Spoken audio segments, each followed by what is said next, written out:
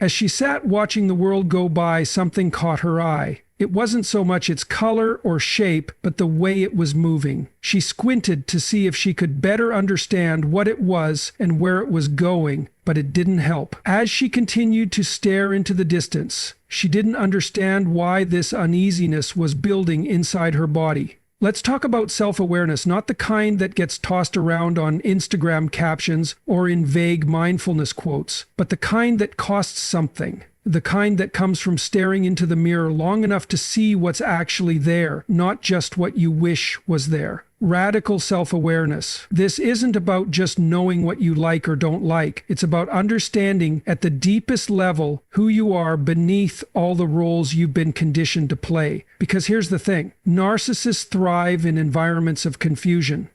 They don't win because they're strong. They win because the other person doesn't know where they stand. And when you don't know where you stand, you're far more likely to collapse under the weight of their projections, their accusations, their carefully orchestrated chaos. Super empaths, though, they're a different breed. They're not just sensitive, they're aware. They've done the inner work. They've mapped out the emotional terrain of their psyche so thoroughly that they can feel the shift in energy before a narcissist even opens their mouth.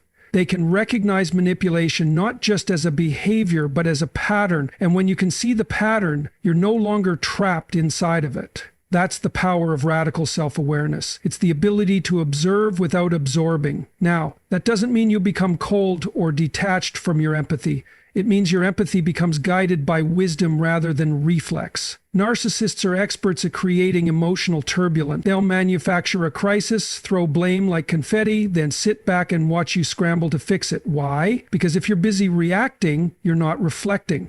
If you're explaining, defending, apologizing, you're in their game. But when you're grounded in who you are, you don't play. You respond if you choose to. Or you stay silent, and not out of weakness, but out of clarity. You see, the greatest threat to a narcissist isn't confrontation. It's discernment. Because once you see them clearly, once you know what they're doing and why, they lose their power. It's like a magician whose tricks have been exposed. The illusion doesn't work anymore, and it's your awareness that strips the illusion bare. But here's the nuance. Radical self-awareness isn't just about seeing them, it's about seeing you too. And that's the harder part. It means taking responsibility for the parts of you that tolerated mistreatment, for the wounds that made you susceptible to their charm in the first place. That's not about blaming the victim, it's about reclaiming the agency that trauma tried to steal. Because let's be honest, part of what makes a super empath so powerful is their willingness to confront their own shadow. They don't just study narcissism, they study themselves. They ask, what did I need so badly that I ignored the red flags? What was I trying to rescue in them that I haven't yet healed in myself? These aren't easy questions. They're brutal, but they're liberating. Because once you answer them, you're no longer at the mercy of your unconscious patterns. And that's when you stop attracting narcissists and start repelling them.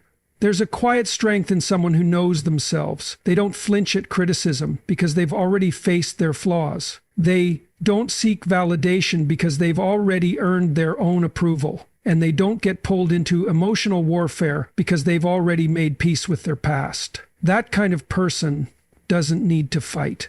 Their presence is the battle already won. So if you're someone who feels like you've lost yourself in someone else's story, start with this.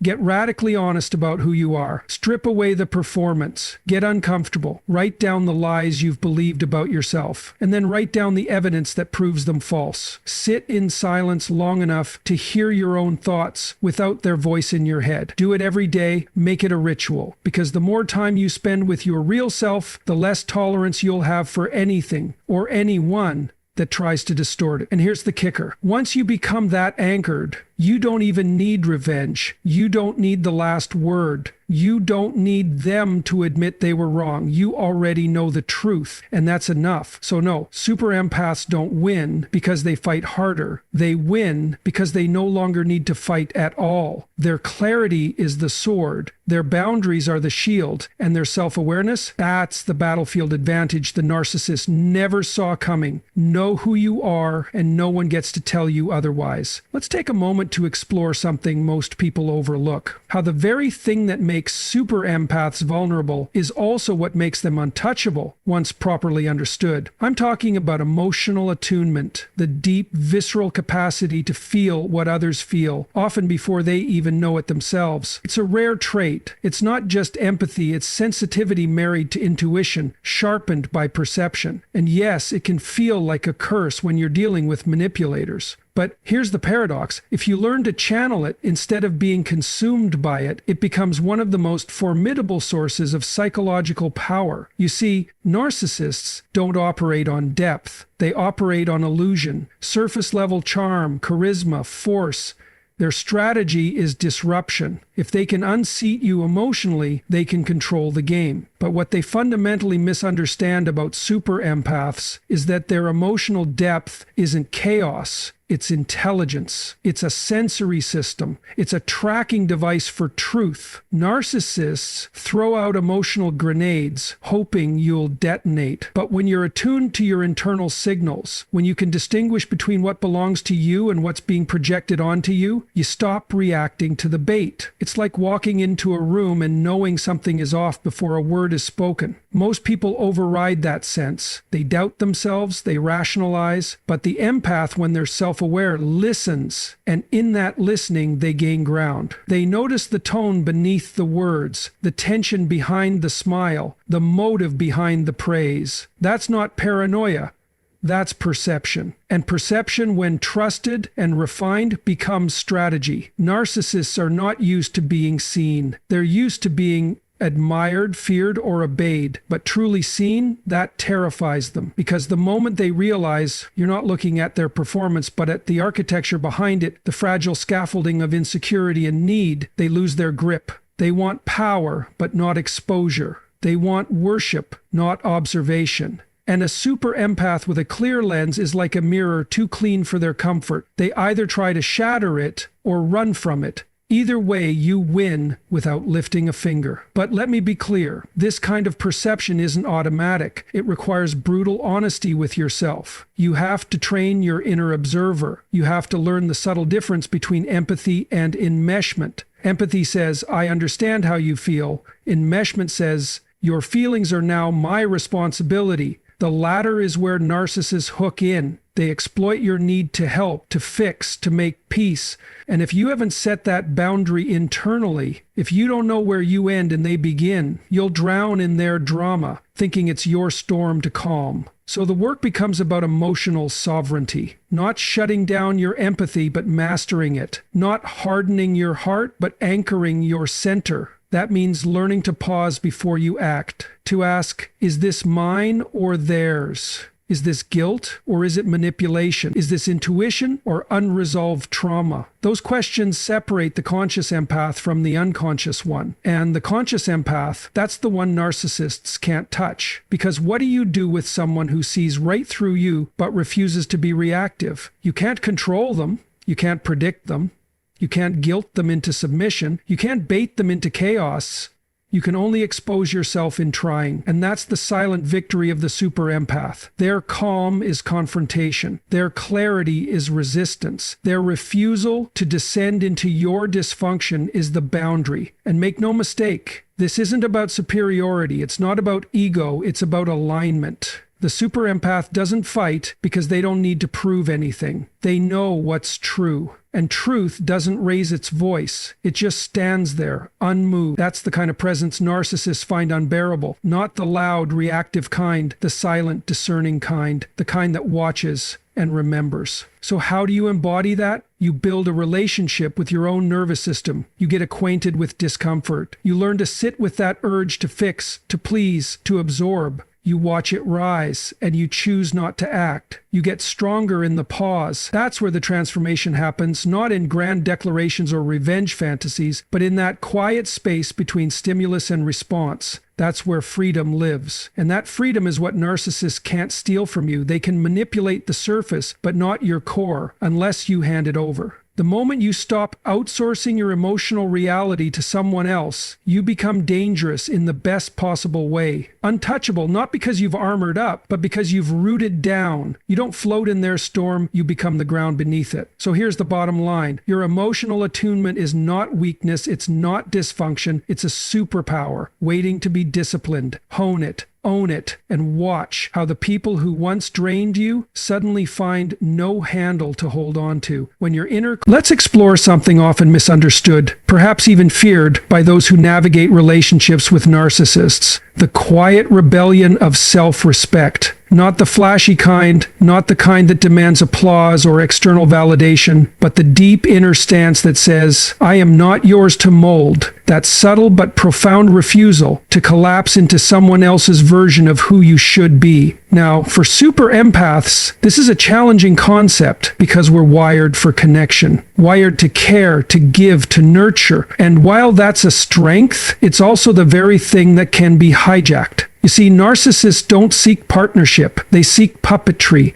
They don't want your authenticity, they want your compliance, your reflection, your devotion to their narrative. And the moment you begin to honor your values, your preferences, your needs, you're no longer playing the role. You've stepped out of the script. And that's when the dynamic begins to crack. What's fascinating, though, is that this shift doesn't require confrontation. It's not about rage or revenge. It's about alignment. You begin to make small decisions that honor your integrity. You say no when it costs you too much. You stop explaining yourself to someone who's already decided not to understand. You disengage from circular conversations designed not for resolution but for control. And in doing so, you reclaim energy. And that energy, once yours again, becomes a signal, an internal lighthouse. It says, I belong to myself. That's devastating to the narcissist because up until that point, you've been a mirror, reflecting their image, prioritizing their needs, managing their emotions. The narcissist's identity depends on that mirroring. But when a super empath begins to live from their core, the mirror goes dark. The narcissist can no longer see themselves through you, and that to them feels like annihilation. This is why they escalate. They'll accuse you of being selfish, cold, disloyal, because in their world, autonomy is betrayal. But let's be honest, if your love is only accepted when it comes at the cost of your soul, it's not love they want, it's submission. And that's where many super empaths falter. They confuse peacekeeping with love. They confuse sacrifice with virtue. But what good is your empathy if it comes at the cost of your essence? You weren't born to be agreeable, you were born to be whole. Now, there's a psychological pivot that happens here, and it's important. When a super empath starts reclaiming themselves, they often face a deep fear. What if I'm becoming like them? What if standing my ground means I'm now the narcissist? That fear is a trick. It's the residue of gaslighting. It's what happens when you've been conditioned to equate your boundaries with cruelty. But setting limits doesn't make you harmful, it makes you responsible. The difference lies in intent. The narcissist manipulates to dominate, you assert to protect, and in this assertion, a quiet revolution begins. You stop reacting to bait. You stop explaining your worth. You stop performing for approval. You start listening inward. You become less available to the drama and more available to the truth, not their version, yours. Here's something else most people don't talk about. As you grow stronger in this space, your compassion actually deepens. Not the enabling kind, not the kind that says, it's okay, keep walking on me, but the grounded kind, the kind that sees the brokenness in others without letting it break you. You develop what I'd call sacred detachment. It's not indifference, it's clarity. You care, but not at the cost of yourself. And in that clarity, you become ungovernable. That's how super empaths win without fighting. Not through dominance, not through control, but through presence, through their refusal to abandon themselves. Every time you say, this doesn't feel right, and you trust that feeling, you win. Every time you step away instead of engaging in the chaos, you win. Every time you act in alignment with your deeper knowing, you win. And It doesn't have to be dramatic. In fact, the quieter it is, the more powerful it becomes. Because here's the truth. Narcissists thrive in noise, in confusion, in emotional fog. But clarity cuts through fog like light through darkness. And clarity, emotional, psychological, spiritual clarity, is something they cannot tolerate. Not because it harms them, but because it reveals them. And once something is seen clearly, it loses its power. So if you're wondering how to beat a narcissist, here's the uncomfortable truth. You don't have to. You don't have to win. You just have to stop playing the game. The game only works if you're on the board. Step off it, withdraw your attention, withdraw your energy, return to yourself. And that's not easy. It takes discipline. It takes self-trust. It takes a kind of courage most people underestimate. But once you find it, once you choose you, the spell breaks. When you stop betraying yourself to be loved, you stop attracting people who need you to disappear in order to stay. Let's talk about one of the most paradoxical dynamics in the narcissist-empath relationship. How silence becomes your greatest weapon and how neutrality becomes your shield. This isn't the silence of passivity or suppression. It's not the silence of someone who's afraid to speak. It's the silence of someone who no longer needs to explain. That kind of silence is lethal to the narcissistic ego. The narcissist thrives on reaction. Their fuel is your emotional engagement, whether it's joy, rage, despair, or confusion. They're not interested in your inner world unless it's useful for manipulating the outer one. Every time you defend yourself against a distorted accusation, every time you try to prove your intentions or explain your hurt, you are feeding that dynamic. You are tethered to their emotional economy. And they like that. Because if they can make you doubt yourself, they control you. And if they can make you fight for their understanding, they own the terms of your self-worth. But silence, conscious, centered silence, is immune to that. It's not a retreat, it's a refusal to participate in the drama, the distortion, the baiting. Silence says, I see what this is. I don't need to convince you. I don't need to play this game. Now, this is where people get confused, especially super empaths, because silence has often been used against them. As punishment, as a tactic, narcissists use the silent treatment to control, to destabilize. But the kind of silence I'm talking about is the opposite. It doesn't come from malice or manipulation. It comes from clarity. It's rooted in the deep understanding that your peace is no longer available for negotiation, that you don't need to prove your goodness in order to deserve respect, that your value is not up for debate. And the psychological effect of this silence is immense. It shifts the power dynamic completely. The narcissist is left grasping, where there used to be a predictable emotional loop: anger, apology, confusion, reconciliation. Now there's stillness, and stillness reveals the truth. It removes the distractions, the false narratives, the drama, and what's left is just the raw reality. And here's the thing: narcissists cannot stand reality. They rely on illusions, on roles, projections, stories. Your silence burns through all of that. Think of it like this. If the narcissist builds a stage and hands you a script, every word you say while holding that script strengthens their control. But the moment you drop the script and walk off stage without a word, the illusion collapses. There is no show without your participation. There is no story without your agreement. That's why silence in this context is not weak. It's surgical. But to wield silence well, you have to know who you are. Otherwise, it will be filled with self-doubt, fear, or resentment. And that's not true silence. That's just emotional suppression. Real silence, the kind that disarms a narcissist, is born from conviction, from the quiet but immovable truth that you are no longer for sale, that your identity is not a democracy, that you don't exist to be understood by someone who refuses to understand themselves. And there's something else about silence that we don't talk about enough. It gives you space. When you're not reacting to someone else's chaos, when you're not defending yourself against projections, you create a psychological vacuum, a place where your own thoughts can surface again, a place where your nervous system can regulate, a place where you can hear your own voice. That's where the healing begins. In the quiet, in the absence of noise, in the space where you finally stop asking, how do I fix this? And start asking, what do I want? Because, let's be honest, when you're caught in the narcissist's orbit, everything revolves around their gravity, and you forget that you were never meant to orbit someone else's dysfunction. You were meant to be, to choose, to stand, to speak when it matters, not just when you're provoked. This also speaks to a deeper truth, one that many empaths have to confront. Not everyone is entitled to your energy, and not everyone is capable of receiving your empathy. That's a bitter pill for many to swallow because it feels like a betrayal of your nature, but it's not. It's the maturation of it. You begin to realize that empathy without boundaries becomes self-destruction. And silence, chosen deliberately, is one of the strongest boundaries you can draw. It communicates everything you need without a single word. I see what you're doing. I will not engage. I will not validate this dynamic. I will not lose myself trying to reach someone who refuses to meet me in truth. There's power in that, and the kind of power that doesn't need to shout, doesn't need to argue, doesn't need to fight. It just is.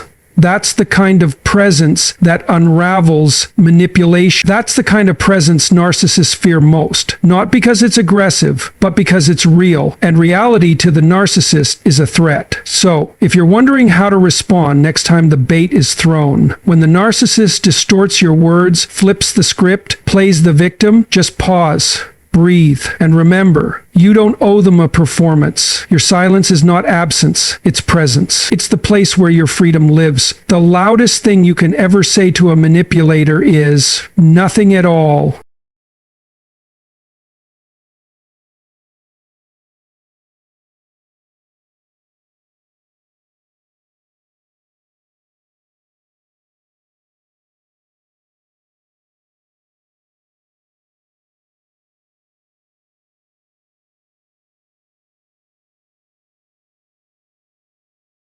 Let's get into something that's rarely understood, how detachment is not the absence of care, but the reclaiming of control, especially for empaths, who have a natural tendency to feel everything so deeply, to attach, to merge, to try to heal what's broken, even when it's not theirs to fix. When you love from that place, unguarded, unfiltered, and unbound, it's powerful, but it's also dangerous, because if you don't have the discipline to step back, you'll be devoured by people who don't respect the weight of your energy. And this is exactly why narcissists gravitate toward empaths, not because they love them, not in any real sense, but because they recognize something they can't generate for themselves: emotional vitality, depth, intensity, meaning. These things are like oxygen to someone who lives behind a mask. And when the empath keeps giving, hoping that more love will fix the fracture, the narcissist just keeps taking until the empath is left wondering where they went. This is where detachment enters, not as a form of cruelty, not as a shutdown, but as a disciplined act of self-respect. It's the moment when you stop making someone else's emptiness your problem. You stop confusing codependency with compassion. And it's hard. Let's not pretend it's not, because detaching from someone you once loved, someone you tried to reach, requires a confrontation with grief. You grieve the idea of them, the version you thought they were, the fantasy you hoped they would grow into. But fantasy is not reality, and refusing to detach is refusing to see the truth for what it is. Now let's clarify something. Detachment doesn't mean you no longer care. It means you care enough about yourself to stop being a participant in your own destruction. It means you understand that your emotional ecosystem needs protection, not because you're weak, but because you're valuable. And when you begin to detach emotionally from the narcissist's manipulations, from their approval, their disapproval, their crises, their praise, you start to reclaim sovereignty over your internal world. Narcissists, let's be clear, interpret detachment as betrayal. Why? Because they believe they're entitled to your attention. They think they should be able to control how you feel, when you feel it, and why. They're not seeking connection, they're seeking possession. So when you detach, you interrupt the transaction, you create space, you stop being reactive, and in that space, their influence starts to fade. Their narrative loses power. That's when something remarkable happens. You begin to see clearly. You start to observe the dynamic without being consumed by it. You stop asking, why are they doing this to me? And start asking, why am I still letting this in? That shift, subtle but seismic, marks the beginning of true psychological autonomy. And once you taste that freedom, it's hard to go back. Not because you're bitter, but because you've seen what's real. Detachment also means learning to stop explaining yourself. One of the great traps empaths fall into is the belief that if they just communicate more clearly, more lovingly, with more patience, the other person will eventually understand. But narcissists don't misunderstand you by accident. They choose not to understand, because if they understood, they'd lose control. So detachment means realizing your clarity is not the problem, their dishonesty is. And your job is not to convince them of your worth, it's to remember it for yourself. You start to build a kind of quiet strength. You don't argue, you don't defend, you don't attack, you observe. You decide what you will and won't engage with. You stop trying to fix the unfixable. And slowly, that compulsive emotional looping, the need to rescue, explain, soothe, repair, starts to dissolve. You begin to live from a different place. A place that says, I am here, I exist, I feel deeply, but I do not exist to be consumed. There's a kind of elegance in that stance, a groundedness. You're not cold, you're clear. You're not shutting down, you're waking up. And that terrifies narcissists because they can't control someone who doesn't need their approval. They can't manipulate someone who no longer reacts. And that's the heart of it. Detachment, when done right, doesn't just remove the narcissist's power over you. It reveals that they never had any real power to begin with. It was always about access. And now they don't have it. This isn't just emotional hygiene, it's existential integrity. It's you stepping into alignment with your own soul, saying, I choose truth over fantasy. I choose peace over chaos. I choose myself not as an act of ego, but as an act of necessity, because your existence is not here to orbit someone else's dysfunction. You are not here to dim your light so someone else can avoid their shadow. And if that makes you harder to manipulate, good. If that makes you harder to control, better. That's what detachment does. It returns you to yourself. When you no longer need their validation, they no longer own your power. Here's the truth no one really wants to say out loud. When you stop playing the game, the narcissist loses completely. And I don't mean you win in some kind of superficial triumphalist way. This isn't about revenge. It's not about getting even. It's about understanding the system, really seeing it for what it is, and then refusing to participate in it. Because the only way a narcissist maintains power is through your engagement, your emotional response, your attention. And when you withdraw that fully and permanently, the illusion collapses. Now, let's get something straight. The narcissist doesn't operate on logic. They operate on need, on addiction, really. An addiction to validation, to control, to superiority. They build a house of mirrors, and they need someone to reflect them back.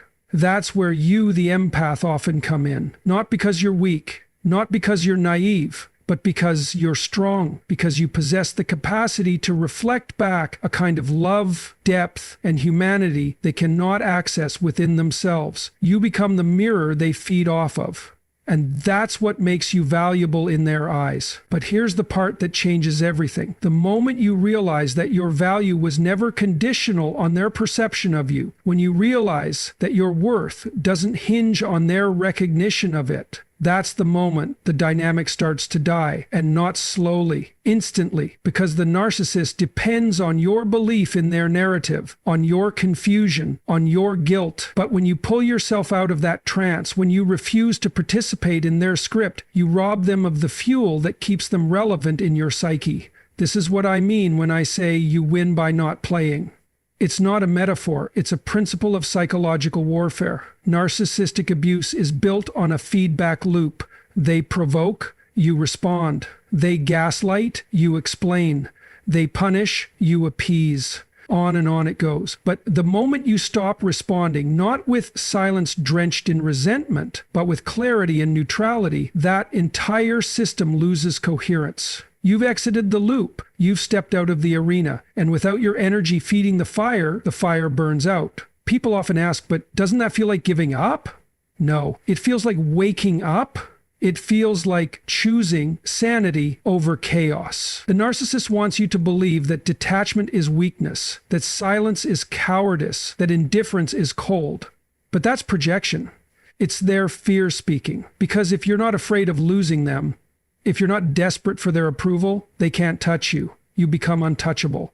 Not because you've armored yourself in bitterness, but because you've reclaimed your center. You've remembered who you are without their distortion. And let's be honest, getting to that point takes work. It takes pain, it takes time, it takes the excruciating task of grieving what you thought you had and accepting what's actually true. You may have loved someone who never truly existed. You may have sacrificed parts of yourself to maintain an illusion. But once you stop bargaining with reality, you gain something infinitely more powerful than their affection. You gain clarity, and from clarity comes freedom. Here's what's wild. Once you're out of the game, you begin to see the manipulation with shocking precision. You recognize the patterns, the cycles, the tactics. You see how they bait you, how they test your boundaries, how they play victim or hero or martyr, whatever role keeps you emotionally invested. And once you see it, you can't unsee it. That's the gift of awareness. It inoculates you against future abuse. And let's go deeper, because this isn't just about avoiding narcissists. It's about transcending codependency. It's about becoming psychologically sovereign. That means your identity, your emotional state, your sense of meaning, none of it is dependent on external validation. You don't need someone to tell you who you are. You already know. And when you know, truly, the narcissist becomes irrelevant. Not hated, not feared, just irrelevant. They want you to believe that you'll be nothing without them, but the opposite is true. They are nothing without your attention, your presence, your light. And when you stop giving it, when you exit the dynamic with dignity, they crumble. Not always externally, but internally, because their worst fear isn't being alone, it's being unseen. And when you no longer see them as special, as powerful, as worthy of your emotional labor, they cease to exist in the role they created for themselves. This is the quiet revenge of the healed empath. Not bitterness, not retaliation, but indifference rooted in wisdom. The narcissist wants a war. They want drama, reaction, reactivity.